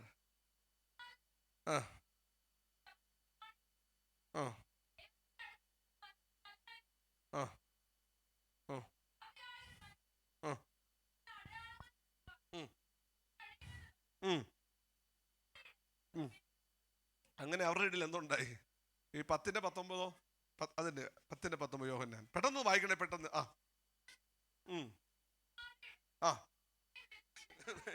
ഈ ഭിന്നതകൾക്ക് കാരണക്കാരൻ ആരാ? പറഞ്ഞേ. യേശുവാണ്. ഞാൻ സമാധാനമല്ല, പിന്നെ എന്താ കൊണ്ടുവരുന്നത്? വാളാണ് ഉണ്ടാക്കുന്നത്. അപ്പൊ ഈ സമാധാനം എന്ന് പറഞ്ഞാൽ എല്ലാവരെയും കൂടെ ഇങ്ങനെ പറഞ്ഞു നിർത്തി ഒരുമിച്ച് കൊണ്ടുപോകുന്ന ഒരു പരിപാടിയല്ല. ഇവിടെ ഈ ഭിന്നതകളുടെ കാരണം എന്താണ്? ആദ്യത്തെ ഭിന്നതയുടെ കാരണം എന്ന് പറഞ്ഞാൽ യേശുക്രിസ്തു പറയുകയാണ്, ഉത്സവത്തിന്റെ മഹാദിനമായ ഒടുക്കത്തെ നാളിൽ യേശു നിന്നുകൊണ്ട് പറയുന്നു, ദാഹിക്കുന്ന ഏവനും വന്ന് എന്ത് ചെയ്യണം? അവന്റെ അടുക്കം വന്ന് കുടിക്കട്ടെ. ഇച്ഛിക്കുന്നവന്റെ ഉള്ളിൽ നിന്ന് തിരുവെഴുത്ത് പറയുന്നത് പോലെ ജീവജലത്തിന്റെ നദികൾ എന്ത് ചെയ്യും? ഒഴുകും. അങ്ങനെയാണെങ്കിൽ മിശിഹ വരുമ്പോൾ മോശ ചെയ്തതുപോലെ ആകാശത്ത് നിന്ന് അപ്പം വരുത്തുകയും പാറയിൽ നിന്ന് വെള്ളം കൊടുക്കുകയും ചെയ്യുമെന്നുള്ളത് അവിടുത്തെ ജനങ്ങളുടെ പ്രതീക്ഷയായിരുന്നു. അങ്ങനെ യേശുക്രിസ്തു അവിടെ നിന്നുകൊണ്ട് പറയുകയാണ്, ദാഹിക്കുന്ന ഏവനും എന്ത് ചെയ്യട്ടെ? വന്ന് കുടിക്കട്ടെ എന്ന് പറയുമ്പോൾ അത് വെളിപ്പെടുത്തുന്നത് ഒരുപറ്റം ആളുകൾ പറഞ്ഞു, ഇവൻ ആ പ്രവാചകനാണ്. ഏത് പ്രവാചകൻ? മോശയിലൂടെ കേൾക്കപ്പെട്ട തനിക്ക് പകരക്കാരനായി വരാൻ പോകുന്ന ഒരുവനുണ്ടല്ലോ. ആദ്യത്തെ വീണ്ടെടുപ്പുകാരനായ മോശ ഒടുവിൽ ഇസ്രായേലിനെ വീണ്ടെടുക്കാനിരിക്കുന്ന മിശിഹയാണിവൻ. ഒരുപറ്റം ആളുകൾ വിശ്വസിക്കുകയാണ്. തീരുമാനമെടുത്തു. രണ്ടാമത്തെ കൂട്ടർ ചിന്തിക്കുന്നതാണ്, എടാ മിശിഹ വരുന്നത് ബേത്ലഹേമിൽ നിന്നല്ല ആണല്ലോ, ഗലീലയിൽ നിന്നല്ലല്ലോ. അപ്പോൾ ഒരു പറ്റം ആളുകൾ വചന വെളിപ്പാട് കാണുമ്പോൾ വേറെ പറ്റം ആളുകൾ പറയുന്നത് ഇവന്റെ ബർത്ത് പ്ലേസ് കറക്റ്റ് അല്ലല്ലോ. Price the Lord, hallelujah. അപ്പം മൂന്നാമതൊരു കൂട്ടം ആളുകൾ യേശുക്രിസ്തുവിൽ എന്ത് ചെയ്യുക? വിശ്വസിക്കുകയാണ്. എപ്പോഴും ഓർക്കണം ദൈവമക്കളെ, ഒരു വെളിപ്പാട് നിന്റെ മുമ്പിൽ വരുമ്പോൾ, ഒരു വചനം നിന്റെ മുമ്പിൽ വെളിപ്പെടുമ്പോൾ, ആ വചനത്തോടുള്ള ബന്ധത്തിൽ ഒരു ന്യൂട്രാലിറ്റി നമുക്ക് പറ്റത്തില്ല. നിഷ്പക്ഷത എന്നതൊരു അസാധ്യതയാണ്. ആമീൻ പറഞ്ഞ്. ജീവിതത്തിൽ നിഷ്പക്ഷത എന്ന ഒന്നില്ല. ശരി പക്ഷത്ത്, സത്യത്തിന്റെ പക്ഷത്ത്, ക്രിസ്തുവിന്റെ പക്ഷത്ത് നിൽക്കാൻ നമ്മൾ തയ്യാറാവണം. ഇതാണ് ഐഡന്റിറ്റിയുമായിട്ടുള്ള ബന്ധത്തിൽ. അത് ഐഡന്റിറ്റി. പലപ്പോഴും നമ്മുടെ ഐഡന്റിറ്റിയാണ് നമ്മുടെ പ്രശ്നം. നമുക്ക് വ്യക്തിബോധം ഉണ്ടാകും. ഞാൻ ആരാണ്? ഞാൻ ക്രിസ്തുവേശുവിലൂടെ നിർമ്മിക്കപ്പെട്ട പുതു മനുഷ്യനാണ്. ഞാനൊരു ദൈവത്തിന്റെ പൈതലാണെന്ന് ധൈര്യപൂർവ്വം പറയാൻ നമ്മൾ തയ്യാറാകുന്നിടത്ത് നമ്മുടെ ആത്മീക ജീവിതം തുടങ്ങുന്നത്, ജയം തുടങ്ങുന്നത്. നിങ്ങൾ ഒളിച്ചു മാറ്റി നടന്നു പോയി. അയ്യോ, പ്രത്യേകിച്ച് നമ്മുടെ പിള്ളേർന്ന് സ്വർണ്ണം ഇടാത്ത കുട്ടികളാണ് അല്ലേ? ഇപ്പൊ നല്ലൊരു അവസരമാണ്. നിങ്ങൾ എന്നെ അവിടെ ധരിക്കാത്തെന്ന് ചോദിച്ചോണ്ട്, അത് ഞങ്ങളുടെ സിംപ്ലിസിറ്റിയുടെ ഭാഗമാണ്, ഞങ്ങളുടെ കമ്മ്യൂണിറ്റിയുടെ ഭാഗമാണ് എന്നൊന്നും പറയാതെ പറഞ്ഞു ഞാൻ രക്ഷിക്കപ്പെട്ടു, ദൈവ പൈതലാണ്. ഒരു ആമീൻ പറഞ്ഞേ, സ്വോത്രം. അപ്പം നമുക്കൊരു ഓപ്പർച്യൂണിറ്റിയാണ്. എപ്പോഴും നമ്മൾ ഓർക്കാം, നമ്മുടെ സ്കൂളിലായാലും കോളേജിലായാലും ഒരു പാർട്ടിക്ക് പോവുക, കള്ളുകുടിക്ക് പരിപാടിക്ക് പോവുക, ഞാൻ വരത്തില്ല. എന്താ വരാത്തത്? ഞാൻ ഒരു കർത്താവിൻ്റെ പൈതലാണ്, ഞാൻ ബൈബിൾ ബിലീവിങ് ക്രിസ്ത്യനാണ്, ഞാൻ ഒരു ബോൺ അഗൈൻ ക്രിസ്ത്യാനിയാണ്. ഒരു ആമീൻ പറഞ്ഞ്, ഞാനൊരു പെന്തക്കോസ്തുകാരനാണ്, ഒരു പെന്തക്കോസ്തുകാരൻ. ഞാൻ നിങ്ങളോട് പറയാം, ഐഡന്റിറ്റി നിങ്ങൾ ആദ്യം അഡ്മിറ്റ് ചെയ്യാമോ, നിങ്ങളുടെ ജീവിതത്തിന്റെ പകുതി ദൂരം സംരക്ഷിക്കപ്പെട്ടു കഴിഞ്ഞു. രണ്ടാമത്തേതെന്ന് പറഞ്ഞാൽ ക്യാരക്ടറുമായിട്ട് ബന്ധപ്പെട്ടാണ്. ഈ കർത്താവിൻ്റെ ഇയാളെ നമ്മുടെ പുറമേലെ കുരുടന് കർത്താവ് സൗഖ്യം വരുന്നത്, ഒരു കണ്ണിന് കാഴ്ച കൊടുത്തു. അത് വലിയ വലിയ വലിയ ഡിബേറ്റായി. അതിൽ യഹൂദന്മാരെ സംബന്ധിച്ചിടത്തോളം ഈ ശബത്ത് ദിവസം അവർക്ക് ചെയ്യാൻ പറ്റുന്ന എമർജൻസി പരിപാടിയുണ്ട്. എന്താണെന്നറിയാമോ? ഇപ്പോൾ ഒരു മെഡിക്കൽ ഡോക്ടർ ആണെങ്കിൽ കാഷ്വാലിറ്റിയിൽ, ഇപ്പോൾ കഴിഞ്ഞ ദിവസം ഇവിടെ സഭായം നടന്നുകൊണ്ടിരിക്കുമ്പോൾ ഒരു കുഞ്ഞിൻ്റെ മൂക്കിലോ ചെവിയിലോ ഏതാണ്ട് എന്ത് ചെയ്തു, നമ്മുടെ നമ്മുടെ അവിടെ ദീപുവിൻ്റെ കുഞ്ഞിൻ്റെ മൂക്കിലോ ചെവിയിലോ എങ്ങാണ്ട്, അല്ലേ ചെവിയിലാണെന്നല്ലേ, ഒരു പരീക്ഷണം നടത്തി, ഒരു ബോൾ ഉരുട്ടി ചകച്ച് വെച്ച്. അപ്പോൾ നമുക്ക് ആകെ പെട്ടെന്ന് മഹിമാൻ്റെ ആണല്ലോ. അപ്പോൾ മഹിമാൻ്റെ മഹിമാൻ്റെക്ക് പീഡിയാട്രിഷൻ ആണെങ്കിലും നമ്മുടെ ഡോക്ടർ സ്നേഹ ഇവിടെ ഇരിപ്പുണ്ടായിരുന്നു. ഉടനെ പ്രത്യേക സ്നേഹ അറിയുന്നു, ഈ ഉടനെ ENT ഇവിടെ എടുത്തുകൊണ്ട് പോകുന്നു, വീട്ടിൽ കൊണ്ടുപോയി കൊളുത്തിട്ട് സാധനം എന്ത് ചെയ്തു. അപ്പോൾ അത് ശബത്തിൽ ലംഘനമാണോ? അല്ല. ഈ കാഷ്വാലിറ്റികളിൽ എമർജൻസിയിൽ ഇടപെടുന്നത് ശബത്തിൽ ലംഘനമല്ല യഹൂദനനുസരിച്ച്. പക്ഷെ OP ചീട്ടെടുത്ത് ഡോക്ടറെ കാണുകയാണെങ്കിൽ അത് ശബത്തിന് ലംഘനമാണ്. അപ്പൊ ഈ രണ്ട് കണ്ണിനും കാഴ്ചയില്ലാത്ത ഈ മനുഷ്യനെ നിലത്ത് തുപ്പിയിട്ട് ചേറെടുത്ത് കർത്താവ് പുരുട്ടുമ്പോൾ ഇത് എമർജൻസി കേസാണോ OP കേസാണോ? ആരുടെ പറഞ്ഞല്ലോ, നീ മിടുക്കനാ കേട്ടോ. അവ വളരെ ക്വിക്കായിട്ട് പറഞ്ഞു, കാര്യം അവ കേട്ടോണ്ടിരിക്കുന്നത്. അതേതാണ്? OP കേസാ, അപ്പോയിന്റ്മെന്റ് ഒക്കെ എടുത്ത് പോകേണ്ട കേസാ. അപ്പൊ അത് വെച്ചാണ് പരീക്ഷന്മാർ പറയുന്നത്, ഇവൻ OPയിൽ നടത്തേണ്ട പരിപാടിയാണ് പള്ളിക്കകത്ത് നടത്തിയത്, അതുകൊണ്ട് ഇവൻ ശബത്തിന്റെ ലംഘകനാണ്. ഹലോ. അപ്പം ഒരു വിഭാഗം പരീക്ഷന്മാർ ഞങ്ങൾ ശബത്തിൽ ലംഘന. അപ്പൊ മറ്റു ആൾക്കാരൊക്കെ പറഞ്ഞു, എടാ ശബത്തിനെ ലംഘിക്കുന്നവനാണെന്ന് പറഞ്ഞാലും ഇവൻ ഇത്രയും വലിയൊരു അത്ഭുതം ചെയ്തല്ലോ, അതിനെ നമുക്ക് പരിഗണിക്കണ്ടേ? വെറും ഒരു നിയമലംഘകനാണ് ഇവൻ കൈവച്ചപ്പോൾ എങ്ങനെ സുഖം വന്നു? ഒരു കാര്യം ഇങ്ങോട്ട് പെന്തക്കോസ്തുകാരെ ഓർത്തണം കേട്ടോ, ബൈബിളിലെ പ്രവാചകന്മാരെല്ലാം അത്ഭുതം ചെയ്തവരല്ല. രണ്ട്, അത്ഭുതം ചെയ്തവരെല്ലാം പ്രവാചകന്മാരുമല്ല. അത്ഭുതങ്ങളല്ല ഒന്നിൻ്റെയും അടിസ്ഥാനം. മായാജാലങ്ങളുടെ ഇടയ്ക്ക് നീതിബോധത്തോടുകൂടെ ജീവിപ്പാൻ ദൈവം നമുക്ക് തരുന്ന ഭാഗ്യത്തിനായിട്ട് നന്ദിയോട് സ്തോത്രം. അവിടെ പറയുന്നുണ്ട്, തന്നെ അത്ഭുതം ചെയ്താലും അത്ഭുതം ചെയ്തില്ലെങ്കിലും ഏറ്റവും പ്രധാനപ്പെട്ട കാര്യം ദൈവവചനത്തോടുള്ള കൂറാണ് ഒരു മനുഷ്യന്റെ ആത്മീയതയുടെ അടിത്തറ എന്ന് പറയുന്നത്. Whether he is loyal to the word of God, ദൈവവചനത്തോട് ഈ മനുഷ്യന് കൂറുള്ളവനാണോ, ഇവൾക്ക് കൂറുള്ളവളാണോ? അതാ എന്റെ പൊന്നു പ്രിയപ്പെട്ടവരെ, നമുക്ക് ഒത്തിരി ബലം ഒന്നും വേണ്ട, അല്പം മതി. വചനം കാക്കുന്ന ഒരു സമൂഹമായി നിൽക്കാൻ കഴിഞ്ഞാൽ അതാണ് ഏറ്റവും വലിയ ഭാഗ്യം. അപ്പൊ ഒന്നാമത്തെ ആൾക്കാർ പറഞ്ഞു ഇവൻ ലംഘകനാണ്, മറ്റൊരു ആൾക്കാർ പറഞ്ഞു ന്യൂട്രാലിറ്റി ഇല്ല, ഈ അത്ഭുതത്തിന് മുമ്പിൽ നിൽക്കുക. എന്നാൽ ഈ ചെറുക്ക് ഈ കണ്ണ് കാഴ്ചയില്ലാത്ത ആൾ പറഞ്ഞല്ലോ, ഇവനെ ഞാൻ ഇവൻ പറയുന്നൊരു കാര്യമുണ്ട്, ഇവൻ പ്രവാചകനാണ്, ഇവൻ ദൈവത്തെ പ്രസാദിപ്പിക്കുന്നവനാ. ഒരു തരത്തിൽ പറഞ്ഞാൽ ഈ മനുഷ്യന്റെ കാഴ്ചപ്പാടുകൾ കൃത്യമായ പൂർണ്ണതയൊന്നും വന്നിട്ടില്ല. പക്ഷെ ഇപ്പൊ കണ്ണ് പുറത്തെ കണ്ണേ തുറന്നിട്ടുള്ളൂ. എന്നാൽ പുറത്തെ കണ്ണ് തുറന്നതുകൂടെ ഈ മനുഷ്യന്റെ അകത്തെ കണ്ണും മെല്ലെ മെല്ലെ തുറന്നു തുടങ്ങി. അതുകൊണ്ടാണ് അവനെ പള്ളിക്ക് പുറത്താക്കിയപ്പോൾ പുറത്ത് കിട്ടിയവനോട് കർത്താവ് പറഞ്ഞു, യഹൂദന്മാർ കാത്തിരിക്കുന്ന മിശിഹ ഞാനാണ്. ഇന്ന് പകല കൈകളൊന്ന് ഉയർത്തി ദൈവത്തിനൊന്ന് സ്തോത്രം ചെയ്താൽ ഹല്ലേലൂയ. ഈ മനുഷ്യന്റെ ഓപ്പൺനെസ് ആണ്. അവിടെ ഒരു നിലപാടാ, പള്ളി വിടട്ടെന്നേ ആമീൻ പറഞ്ഞേ. മൂന്നാമത്തെ കർത്താവിന്റെ ക്ലെയിമാണ്. അതിനോടുള്ള ബന്ധത്തിലും ആളുകൾ 2-3 പക്ഷമായിട്ട് പിരിയുകയാണ്, ഭിന്നത ഉണ്ടാകുക. അങ്ങനെയാണെങ്കിൽ ശരിക്കും നമ്മൾ പറയണം, നമ്മുടെ നിലപാടുകളെല്ലാം ദൈവവചനാടിസ്ഥാനമാകണം.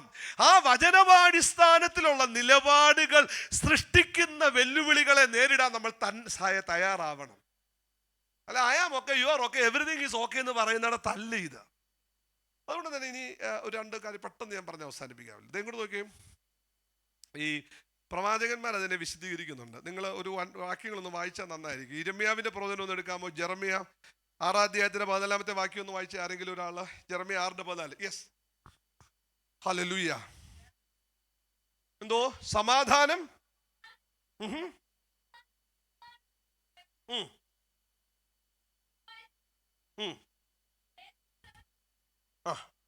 ഇതാണ് ഈ സമാധാനം ഉണ്ടാക്കുന്നവർ ഭാഗ്യവാന്മാരെന്ന് പറയുന്നത്. ഈ ഡോക്ടർ ചികിത്സിക്കുക,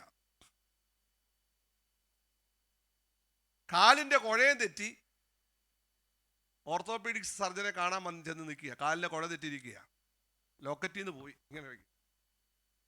അപ്പോൾ അത് എക്സ്റേ ഒന്നും എടുക്കണ്ട, ഇയാളെ കുഴ തെറ്റി കിടക്കാന്നറിയാൻ.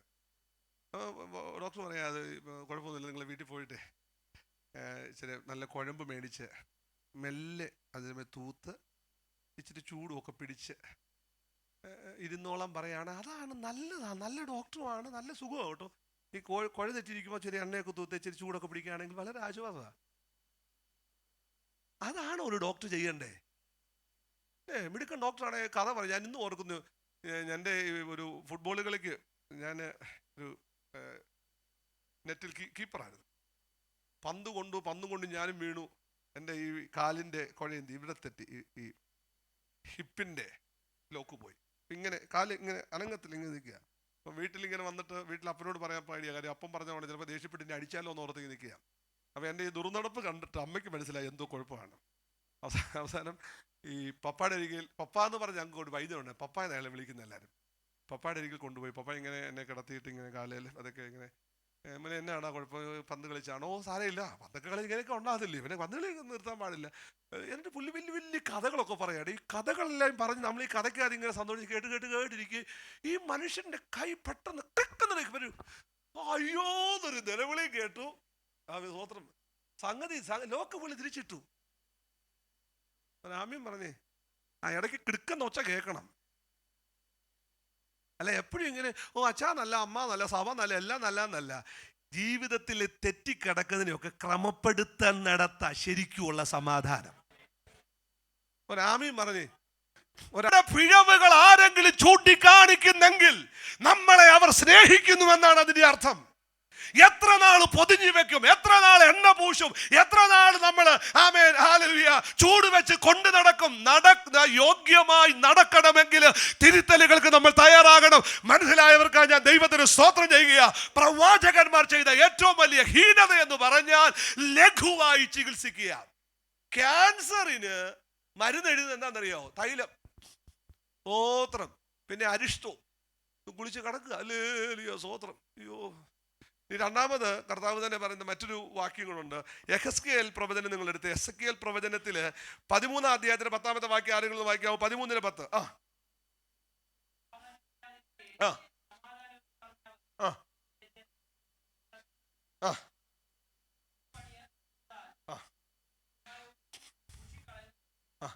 ഇത് നിങ്ങൾ വീട്ടിൽ പോയി വായിച്ചാൽ മതിയേ.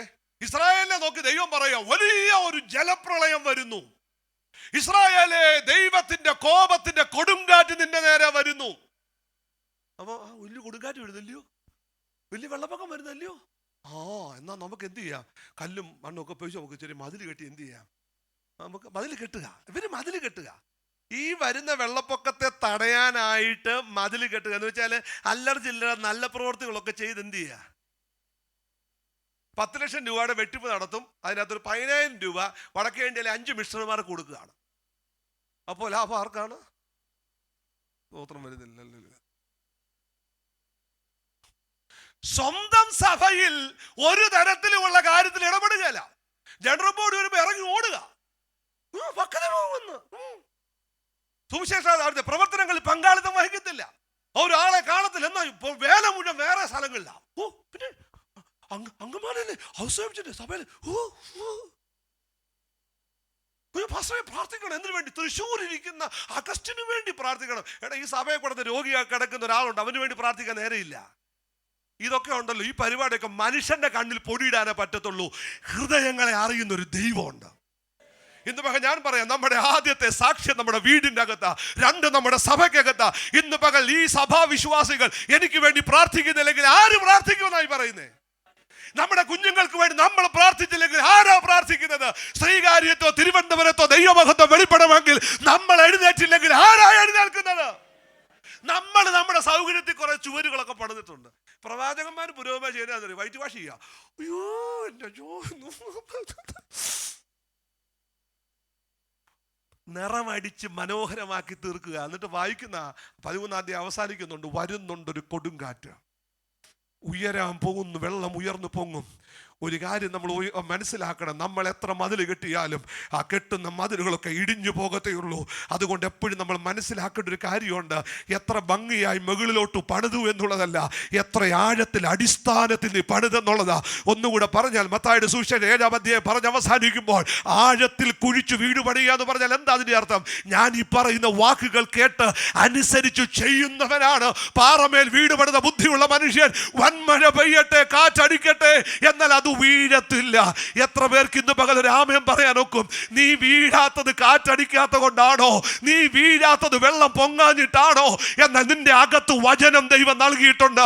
യുഗങ്ങളുടെ പാറയായ ക്രിസ്തുവുമായി ഹൃദയത്തിന്റെ അകത്ത് ബന്ധമുള്ള ദൈവമക്കൾക്കായി ഞാൻ ദൈവത്തിന് സ്തോത്രം ചെയ്യുക. ഇന്ന് പകൽ കരങ്ങൾ ഉയർത്തി ദൈവത്തിന് സ്തോത്രം ചെയ്യുക. ചലഞ്ചുകൾ ഇല്ലാഞ്ഞിട്ടല്ല, കർത്താവുമായിട്ടുള്ള ബന്ധം കൊണ്ടാണ് പിടിച്ചു നിൽക്കുന്നത്.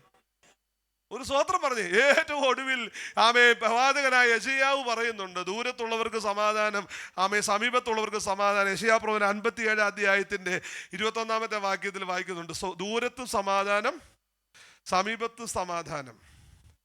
നിങ്ങളുടെ വായുടെ ഫലം, the fruit of your lip, നിനക്ക് അനുഭവിക്കാനായിട്ട് സാധിക്കും എന്നൊക്കെ പറഞ്ഞിട്ട് പറയുക, ദുഷ്ടന് സമാധാനമില്ല, വിക്കഡ്നെസ്. ഒരു സ്തോത്രം പറഞ്ഞേ. കൂടെ നോക്കിക്കേ, ഈ സമാധാനം എന്ന് പറഞ്ഞ ഒരു ഭംഗിവാക്കല്ല. സമാധാനം എന്ന് പറഞ്ഞാൽ നമ്മളുടെ എന്താ പറയുന്നേ, ഒരു നമ്മൾ സ്വയം തീർക്കുന്ന പ്രതിരോധത്തിന്റെ കവചമല്ല. സമാധാനം എന്ന് പറഞ്ഞത് നീതിയുടെ ഫലമാണ് സമാധാനം. അതുകൊണ്ട് തന്നെ നിങ്ങൾ എൻ്റെ വാക്കിൽ പെട്ടെന്ന് അവസാനിപ്പിക്കാനുള്ളത് കൊണ്ട് ഇതൊന്ന് ക്രോഡീകരിച്ച് ഞാൻ പറയാം. എല്ലാ സമാധാനങ്ങളുടെയും ബേസിസ് എന്ന് പറഞ്ഞാൽ ഒരു നീതിയുടെ തൃപ്തിയാക്കലുണ്ട്. When the righteousness is being satisfied, നീതി നിർവഹിക്കപ്പെടുന്നില്ലെങ്കിൽ സമാധാനം ഇല്ല. ഒരാമയും പറഞ്ഞേ, മറ്റേ പവർ കൊണ്ട് ഉപയോഗിക്കുന്ന സമാധാനമൊക്കെ താൽക്കാലികമാ, എന്നാൽ നീതി നിർവഹിക്കപ്പെടുന്നിടത്ത സ്ഥായിയായ സമാധാനം. ഒരാമയും പറഞ്ഞേ, അത് കാണുന്ന ഏറ്റവും വലിയ മനോഹരമായ, അതിൽ ഏറ്റവും നമുക്ക് പറയാൻ പറ്റുന്ന ലോകത്തിലെ ഏറ്റവും വലിയ സമാധാനത്തിന്റെ ചിഹ്നം എന്ന് പറഞ്ഞാൽ എഫെസ്യ ലേഖനം 2-ാം അധ്യായത്തിന്റെ അവസാന ഭാഗങ്ങൾ 13 വാക്യങ്ങൾ വായിക്കുമ്പോൾ, ക്രിസ്തു നമ്മുടെ സമാധാനം, അവൻ ഇരുപക്ഷത്തെയും ഒന്നാക്കി. എങ്ങനെ? തൻ്റെ ചോര കൊണ്ടാ.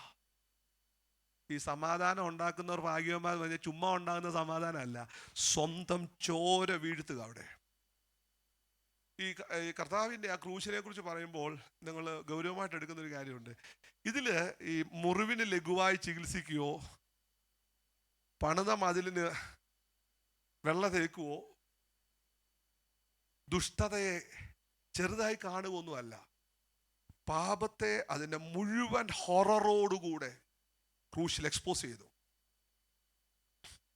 ഹലോ, കണ്ടാൽ ആളല്ല എന്ന് തോന്നുമാർ അവൻ വിരൂപനാക്കപ്പെട്ടു.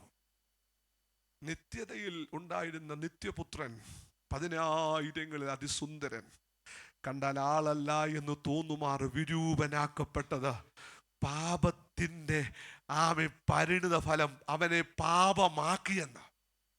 പാപം ചെയ്യാത്തവനെ നാം അവനിൽ ദൈവത്തിൻ്റെ നീതിയാകണം. ദൈവം നമ്മളെ അവനെ പാപമാക്കി. ഹല്ലേലൂയ.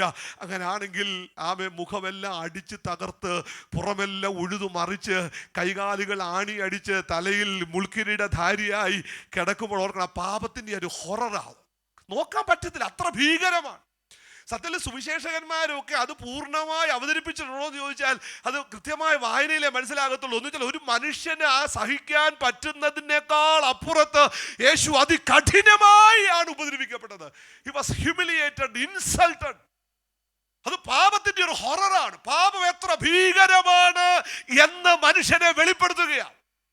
നഗ്നനായി, ഒരു തരത്തിൽ പറഞ്ഞ ലോകത്തിന്റെ മുമ്പില് എന്റെ ക്രിസ്തു കാൽവരി കുരിശില് രണ്ട് കള്ളന്മാരുടെ നടുവില് അവിടെ കൂടിയ ഒരു ചെറിയ സമൂഹത്തിന്റെ മുമ്പില് അത് ഉയർത്തപ്പെട്ട് നിൽക്കുമ്പോൾ നമ്മൾ മനസ്സിലാക്കണം, പാപം എത്ര അപകടകാരിയാണ്, പാപം എത്ര ഭീകരമാണ്, പാപത്തിന്റെ പരിണിതഫലമായ നിത്യശിക്ഷാവിധി എത്ര ഗുരുതരമാണെന്നാണ് അത് വെളിപ്പെടുത്തുന്നത്.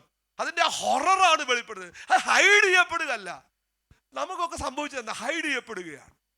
മുറിവുകളെ ലഘുവായി ചികിത്സിക്കുന്നവർ, പൊക്കിപ്പണിയുന്നതിനെ വെള്ള തേച്ച് മനോഹരമാക്കുന്ന ആളുകൾ, ആമേൻ, ഹല്ലേലൂയ, ആമേൻ, സമാധാനത്തെ, ചെലവ് കുറഞ്ഞ സമാധാനത്തെ പ്രതീക്ഷിക്കുക.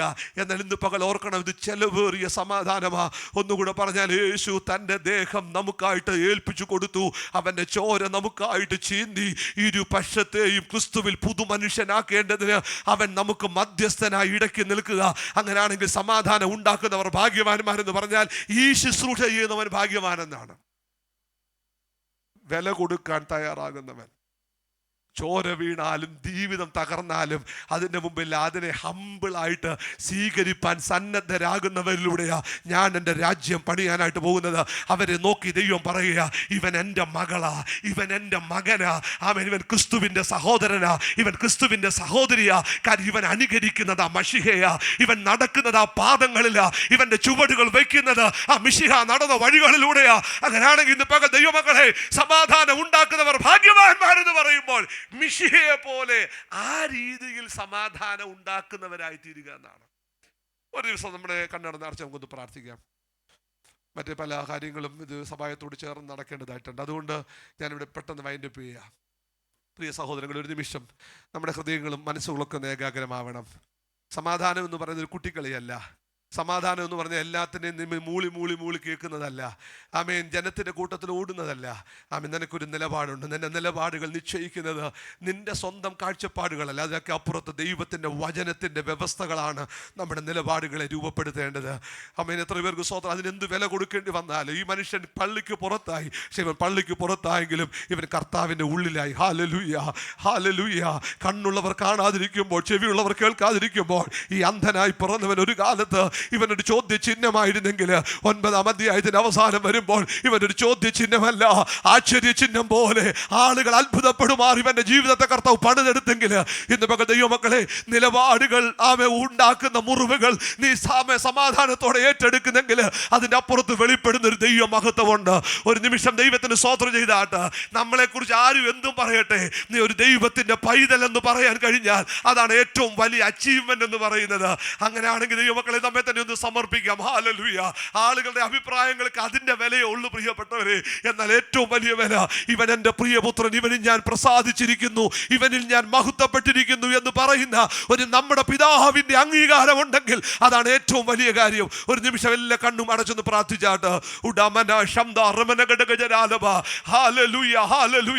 ഉത്തരവാദിത്തങ്ങൾ ഏൽക്കാതെ മൊഴിഞ്ഞു മാറലല്ല, ഇന്ന് പകൽക്കാലം സത്യത്തെ നേരിടാനുള്ള ധൈര്യമാണ് നമുക്ക് വേണ്ടത്. അതിനൊരു പക്ഷേ വില കൊടുക്കേണ്ടി വന്നേക്കാം. എന്നാൽ അതിന് വില കൊടുക്കാൻ നീ തയ്യാറായാൽ അതിന്റെ അപ്പുറത്ത് വെളിപ്പെടുന്ന ഒരു ദൈവമഹത്വമുണ്ട്. എല്ലാ ദൈവമക്കളും ഒരുമിച്ചൊന്ന് പ്രാർത്ഥിച്ചാട്ട്. നാടോടുമ്പോൾ നടുവേ ഓടാനല്ല, ലോകത്തിന്റെ നിറമനുസരിച്ച് നിന്റെ നിറം മാറ്റിയെടുക്കാനല്ല, ദൈവത്തിന്റെ വചനത്തിന്റെ വ്യവസ്ഥകൾ മുറുകെ പിടിച്ചുകൊണ്ട് എന്തൊക്കെ നഷ്ടം വന്നാലും ഞാൻ കൈവിടില്ല എൻ്റെ കർത്താവിനെ, എന്തൊക്കെ കൈമോശം വന്നാലും ഞാൻ കൈവിടില്ല എൻ്റെ കർത്താവിന്റെ ശൈലിയെ, എന്തൊക്കെ നഷ്ടങ്ങൾ വന്നാലും എൻ്റെ കർത്താവിനെ മുറുകെ പിടിച്ചുകൊണ്ട് മധ്യസ്ഥതയുടെ മനുഷ്യനായി നിൽപ്പാൻ ഇന്ന് പകൽ നമ്മെ തന്നെ ഒന്ന് സമർപ്പിക്കാം.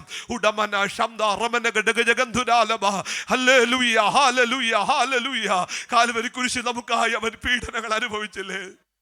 തെറ്റിപ്പോയെന്നെ പിതാവിനോട് നിരപ്പിക്കേണ്ടതിന് പുത്രൻ നമുക്ക് വേണ്ടി ഒരു പാലം പോലെ നിൽക്കുക. അങ്ങനെയാണെങ്കിൽ നമ്മുടെ ജീവിതത്തിൽ ഹല്ലേലൂയ ഒറ്റപ്പെട്ടു പോയതുമായി ബന്ധപ്പെടുന്ന പാലങ്ങളായിരിക്കാനാ ദൈവം നമ്മെ വിളിച്ചിരിക്കുന്നത്.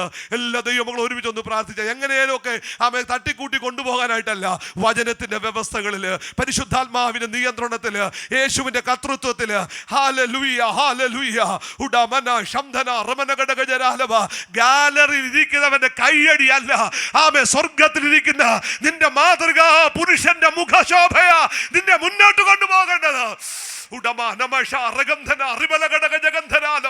ഉള്ളിൻ്റെ ഉള്ളറിൽ ആ ഉത്ബോധ്യം ഉണ്ടാകണം, അതിനുള്ള ദാഹം ഉണ്ടാകണം.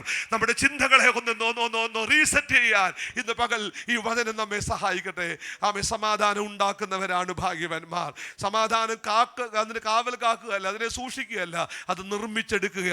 കുടുംബത്തിൽ സമാധാനം, ദേശത്ത് സമാധാനം, ആമേ സഭയിൽ സമാധാനം, ഇടപെടുന്ന മേഖലകളിൽ സമാധാനത്തിന്റെ ആ അംബാസിഡേഴ്സ് ആയിരിക്കാൻ നമുക്ക് കഴിയട്ടെ. അതാ ദൈവം നമ്മെ കുറിച്ച് ആഗ്രഹിക്കുന്നത്.